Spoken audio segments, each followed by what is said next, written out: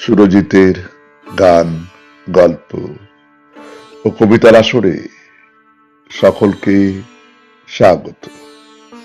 আজ শুনবেন একটি বিখ্যাত কবিতা, সে আসবে, সে আসবে। কলমে কবি সুনীল গঙ্গোপাধ্যায়। সে আসবে, সে আসবে। পশ্চিমের অবনত সন্ধ্যায় এক নদীর কিনারে দাঁড়ালো সে, একজন শতাব্দীর ভ্রাম্যমাণ, ইতিহাসের পথভোলা পথিক।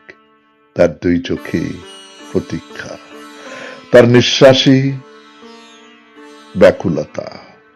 ঠিক এইখানে, এই শ্মশান প্রান্তে, শিশু গাছটির নিচে কেউ একজন আসবে তার জন্য। কথা আছে, সে নিয়ে আসবে মুক্তি।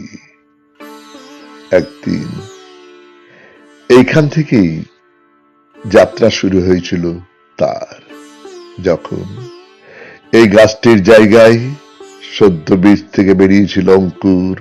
নদীটি ছিল বর্ষার মতন ঝঙ্কৃত, যখন বাতাস ছিল শিশুর হাসির মতন টাটকা, জ্যোৎস্না ছিল ভালোবাসার মতন, যখন ফসলের ক্ষেতে লাগেনি রক্তের ছিটি, ঘুমের মধ্যে ধাতব শব্দ, যখন এক রাজকুমার অঙ্গে নিয়েছিল গেরুয়া, এক সেনাপতি পদচুম্বন করেছিল এক ভিখারিনী, এক কবি দেবমন্দিরের বেদিতে বসিয়েছিল তার হৃদয়েশ্বরীকে।